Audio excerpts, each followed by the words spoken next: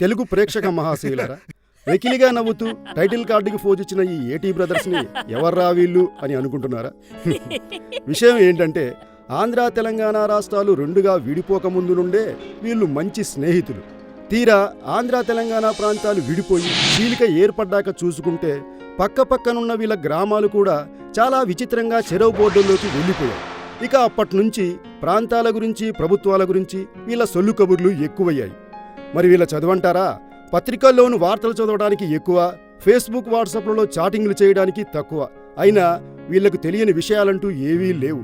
ఒక సాధారణ కుటుంబ వ్యవస్థ నుండి ప్రపంచ మనుగడ వరకు అన్ని విషయాలు తెలుసు. అలా అని వీళ్ళ మాటల్లో అబద్ధాలు ఉండవండోయ్, అన్నీ నిజాలే. ఊరి పొలిమేర, పొలాలు, చెరువుగట్టు, రచ్చబండ ఇలా ఎక్కడ కలుసుకున్నా సొల్లు కబుర్లే. కానీ వీళ్ళ ప్రధాన లక్ష్యం మాత్రం ఆంధ్ర తెలంగాణ తెలుగు వాళ్ళందరూ ఐక్యంగా ఉండటమే.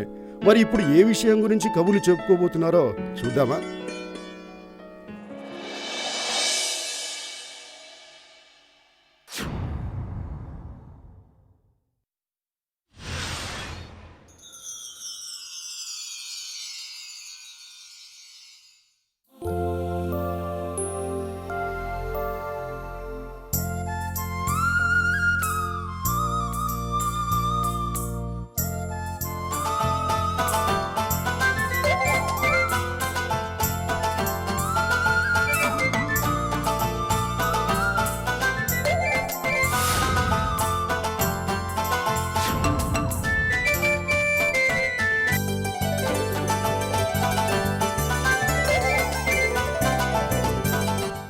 ఏటన్నా ఏటి సంగతే? పేపర్ తిరిగాడు అప్పుడు మొదటే పెట్టే.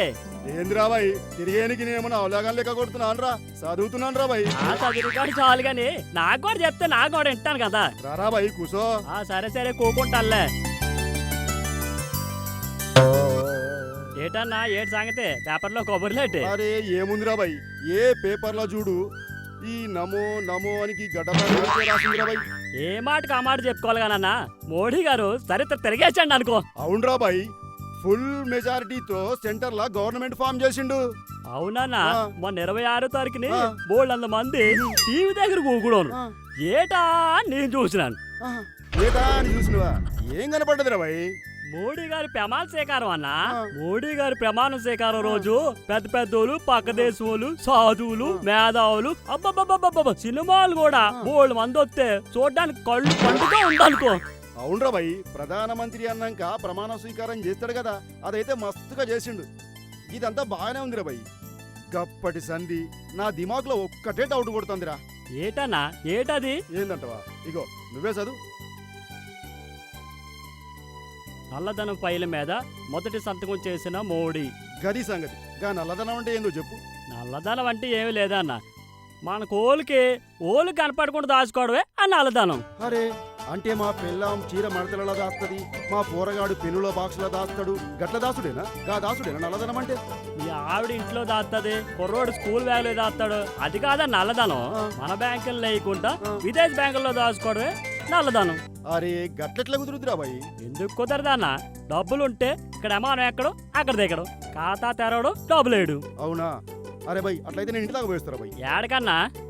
అరే అట్లా కాదురా బాయ్, నా దాన 200 రూపాయలు ఉన్నాయి, నా పెళ్ళాం దాన 100 రూపాయలు ఉన్నాయి, మా పోరగాడి దాన 50 రూపాయలు ఉన్నాయి. అవి అన్ని తీసుకొచ్చి ఆడ బ్యాంకులో ఖాతా తెరిచి డబ్బులు ఇస్తారా బాయ్? చాలే అన్న ఎట్కారం కుకుడాయ్. 350 రూపాయలు సిస్ బ్యాగులు వేస్తావా? ఆ 350 రూపాయలు ఏమన్నా టేస్ట్ దాకా వెళ్ళడానికి సరిపోవు. అవునా?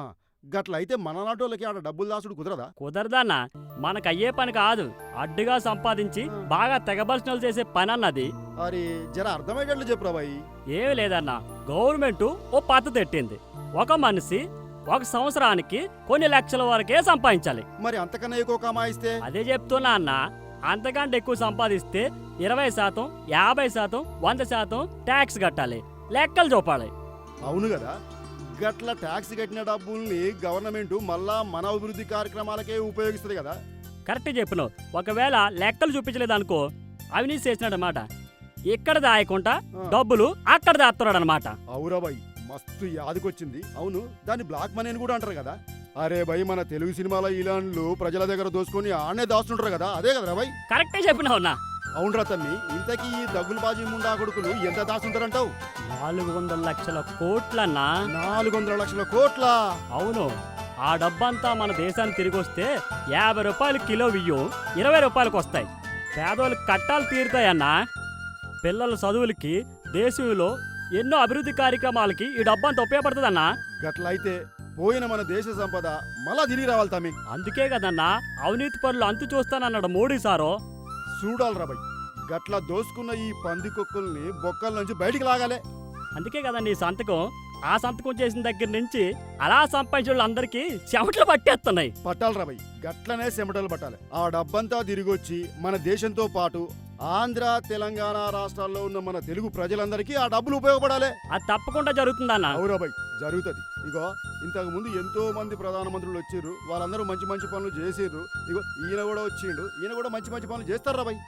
ఏదేమైనా ఆంధ్ర, తెలంగాణ రాష్ట్రాల్లో మంచి పనులు జరిగి అందరూ సంతోషంగా ఉంటే అదే 10,000 అన్న మనకి. అవును తమ్మి, తెలుగు వాళ్ళం ఆంధ్ర, తెలంగాణ రాష్ట్రాలుగా విడిపోయినా ప్రధానమంత్రితో కొట్లాడి అభివృద్ధి కార్యక్రమాలు చేయించుకోవాలి. అన్నదమ్ములలాగా కలిసిమెలిసి ఉండాలి. ఏమంటావు? నానేటంటానన్న మన అందరికీ మంచి జరగడు కదా నాన్న కోరుకుంటుంది. అరే గయన్నీ మనం కోరుకున్నట్లే జరుగుతాయి తమ్మి, కానీ ఇందాకటి సంధి కడుపులో ఒక్కటే ఎలుకలు పరిగెడుతున్నాయిరా.